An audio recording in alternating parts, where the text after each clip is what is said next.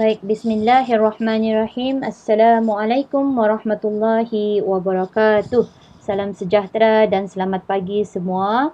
Saya Nur Ain binti Haji Manaf, mewakili rakan-rakan penyelidik yang lain, iaitu Profesor Madya Dr. Saini bin Awang Damit, Puan Asia binti Abbas dan juga Puan Norafini binti Kasim akan membentangkan geran ataupun kajian kami selama ini yang bertajuk Literasi Bahasa Arab, satu pengenalan kajian persepsi dan penguasaan bahasa dalam kalangan masyarakat awam di Sabah.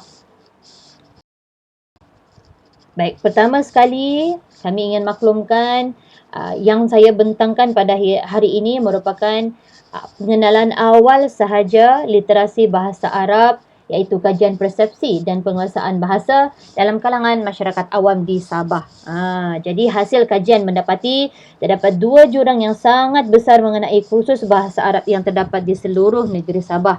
Terdapat juga pelbagai persepsi awal masyarakat mengenai bahasa Arab, walau bagaimanapun tahap literasi dan juga penguasaan bahasa Arab dalam kalangan masyarakat awam di Sabah alhamdulillah sangat baik, kerana majoritinya mereka ini yang mengikuti kursus bahasa Arab mempunyai asas dalam membaca Al-Quran.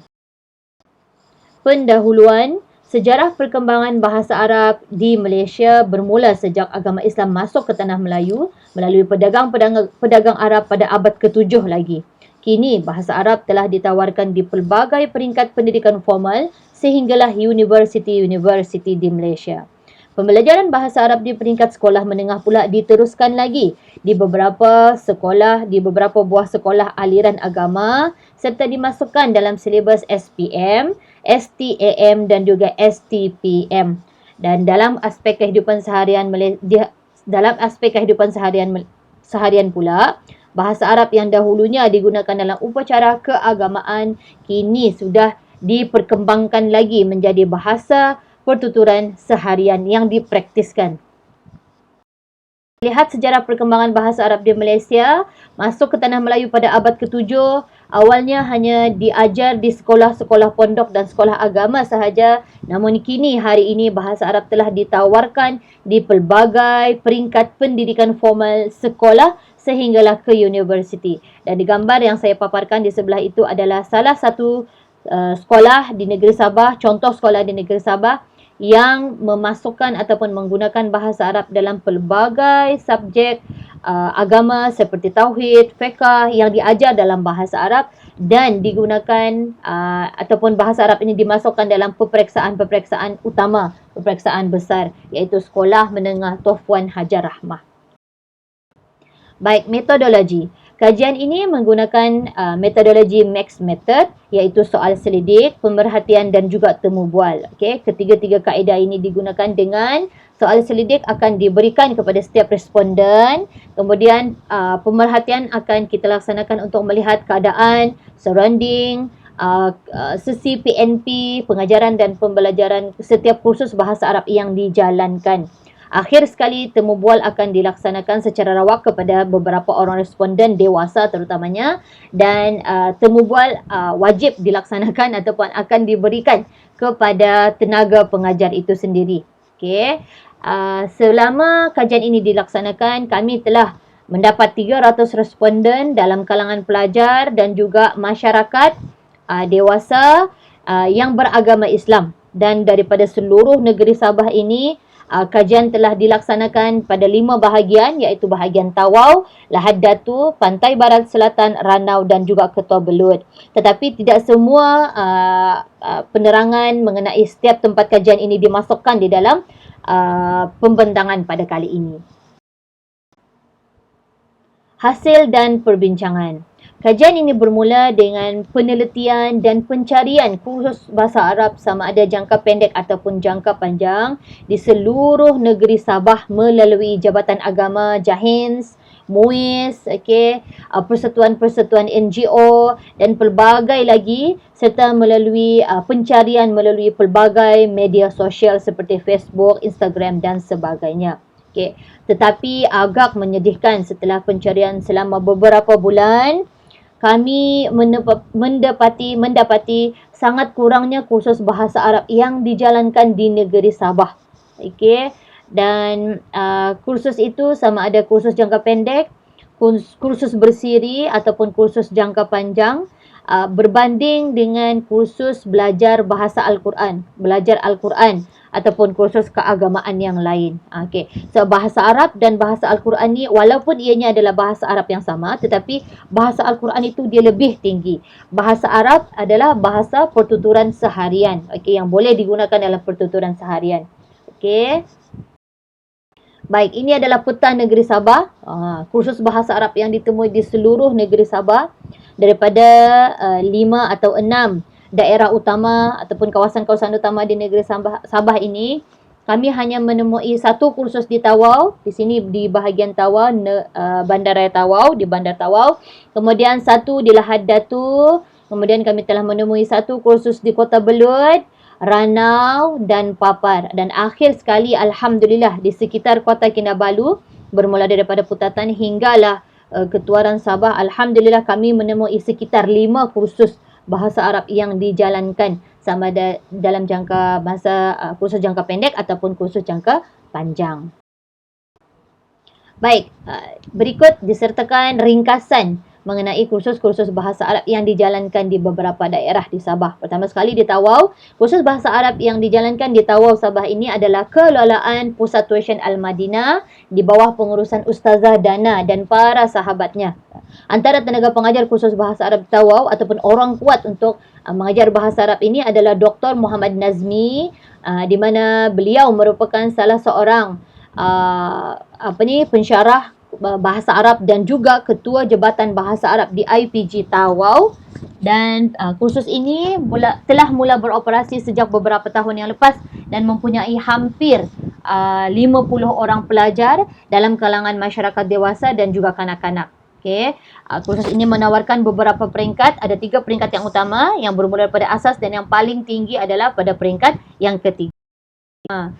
Sesi pembelajaran diadakan dengan sangat ceria, sangat seronok. Pelajar-pelajar belajar bahasa Arab dengan sangat seronok kerana menggunakan lagu-lagu Arab, tayangan video, menggunakan beberapa sedikit bantuan daripada Google Translate dan juga support group support WhatsApp untuk memberikan semangat dan membantu pelajar-pelajar ini belajar bahasa Arab. Kalau kita boleh tengok gambar di situ, lagu Kun Anta ni, majoriti orang pernah mendengar lagu Kun Anta, lagu bahasa Arab Kun Anta.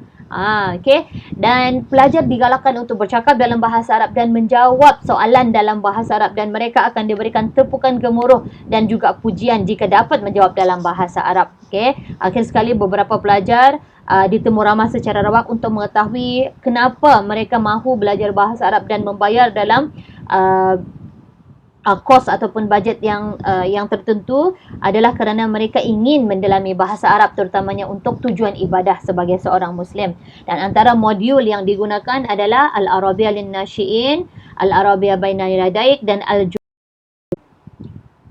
Okay, baik. Ini dia modul yang digunakan. Okay, dan kebanyakan modul ini mempunyai beberapa jilid dan juga disediakan CD untuk mendengar perkataan-perkataan yang disebut. Okay, sekitar kursus bahasa Arab di Tawau, kita boleh lihat peserta ataupun pelajar lelaki dan perempuan dipisahkan tempat duduk kerana menghormati bahasa Arab sebagai bahasa agama Islam. Okay, di sebelah kanan itu pula adalah kelas untuk kanak-kanak dan sentiasa diberikan poster untuk pengambilan dari masa ke seterusnya. Kursus bahasa Arab di Lahad Datu. Kursus Lahad Datu dikelolakan oleh Ustazah Nur Faidah bersama suami, dan istimewanya walaupun Ustazah Nur Faidah ni dia tidak mempunyai asas dalam bahasa Arab, tetapi oleh kerana kecintaan dan minat yang sangat tinggi dan untuk membantu suami untuk mengajar bahasa Arab, beliau dan suami mengajar bahasa Arab secara online dan juga offline melalui Facebook kelas bahasa Arab asas Lahad Datu. Tetapi oleh kerana kekangan tenaga pengajar di antara mereka berdua ini, dan saya dimaklumkan suami beliau juga sedang menyambung pelajaran, mereka tidak dapat meneruskan kelas lagi ketika ini lantaran pula pandemik COVID-19 sedang menghadapi dunia dan Malaysia lah terutamanya. Malaysia juga terkena tempiasnya. Dan modul yang digunakan adalah buku Durusu Al-Lughah, iaitu modul yang digunakan oleh Universiti Madinah. Kita lihat ini adalah modul yang digunakan juga mempunyai beberapa jilid. Seterusnya adalah kursus bahasa Arab yang dikelolakan oleh Ustazah Zurianti di Kundasang, Ranau. Beliau merupakan satu-satunya guru yang mengadakan kursus bahasa Arab di Kundasang Ranau untuk pelajar tingkatan 5 sahaja. Walau bagaimanapun terdapat beberapa kekangan, kerana beliau melihat pelajar agak boring belajar bahasa Arab kerana fokus kursus ini dijalankan adalah untuk mengajar tata bahasa dan juga penulisan esei. Dan modul yang digunakan pula adalah perkongsian dan kerjasama di antara guru-guru sekolah menengah di Ranau serta berasaskan kepada modul penulisan esei dan memfokuskan kepada esei dan Arab.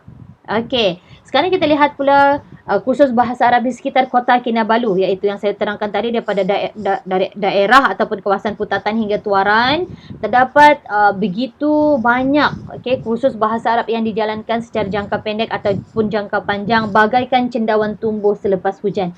Dan di antara dua akademi yang sangat masyhur, yang sangat famous mengelolakan kursus bahasa Arab di Bandaraya Kota Kinabalu adalah kursus Al-Farid Training Center yang dikelolakan oleh Ustaz Hasim dan juga Murabbi Center yang dikelolakan oleh Ustaz Syahrizal. Selain itu terdapat juga NGO-NGO yang melaksanakan kursus-kursus di negeri di Masjid Bandaraya dan juga Masjid Negeri Sabah.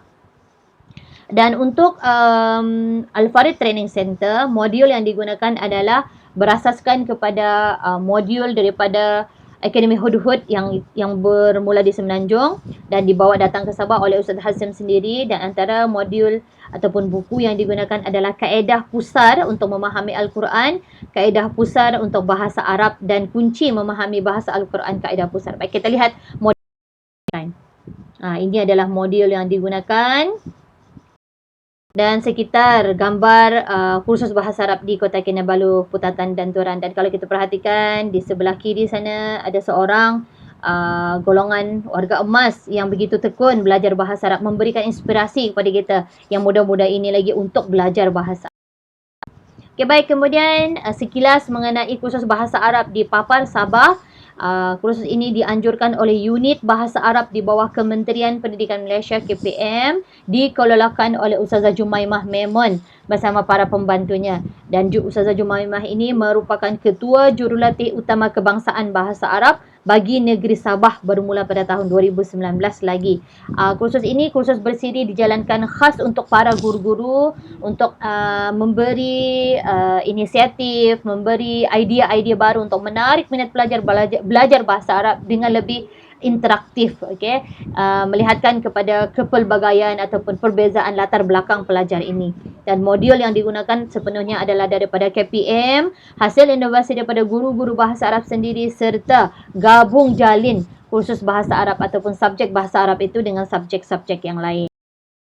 Jadi kita lihat ringkasan kursus bahasa Arab di seluruh negeri Sabah. Kemudian persepsi dan penguasaan bahasa Arab pula dalam kalangan masyarakat awam di Sabah. Terdapat beberapa persepsi, ada negatif dan ada positif dalam kalangan masyarakat. Tetapi walaupun terdapat negatif, banyak yang kita terima adalah positif. Selain itu terdapat juga kesedaran dalam kalangan masyarakat bahawa perlu mempelajari bahasa Arab semenjak kecil. Kemudian daripada kecil sehinggalah berkembang sehingga kepada sekolah menengah, dan perlu belajar bahasa Arab dalam kehidupan seharian. Persepsi negatif masyarakat mengatakan bahawa bahasa Arab itu sangat susah dipelajari, apatah lagi untuk golongan warga emas. Dan sisi positifnya pula adalah bahasa Arab adalah bahasa ibadah, membantu memahami Al-Quran dan perlu mempelajari bahasa Arab hari ini kerana ia adalah bahasa rasmi agama.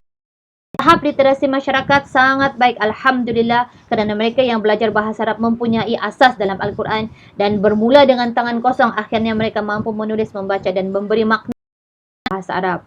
Terdapat juga beberapa cadangan daripada penambahbaikan kursus bahasa Arab di seluruh negeri Sabah. Antaranya perluaskanlah kursus bahasa Arab dalam kalangan masyarakat Islam seluruhnya. Kemudian kesedaran mengenai pentingnya bahasa Arab ini perlu diberikan lagi kempen-kempen kesedaran, dan akhirnya tambahkanlah penggunaan aplikasi dan gadget-gadget terkini untuk menarik minat orang belajar bahasa Arab. Kesimpulannya, kajian mendapati sangat sukar untuk menaik kursus bahasa Arab yang jangka pendek atau jangka panjang di seluruh negeri Sabah. Tetapi apabila kita lihat di kawasan bandaraya ataupun kawasan tumpuan, begitu banyak kursus yang dijalankan berbanding kawasan luar bandar. Okey, diharapkan semakin banyak lagi kursus bahasa Arab yang akan dijalankan oleh Jabatan Agama, Persatuan Akademi atau daripada mana-mana NGO untuk meneruskan legasi pembelajaran literasi bahasa Arab kepada masyarakat umum. Dan literasi bahasa Arab ini sangat penting terutamanya bagi umat Islam kerana bahasa Arab adalah bahasa rasmi umat Islam di seluruh dunia. Bahasa ibadah, okey, dan ianya juga adalah bahasa yang sentiasa meniti di bibir-bibir setiap hari. Semoga usaha dalam menjaga dan meneruskan bahasa Arab di bumi Sabah ini tidak akan pernah padam sehingga ke akhirnya. Sekian, itu saja daripada saya. Syukran jazilan. Wassalamualaikum warahmatullahi wabarakatuh.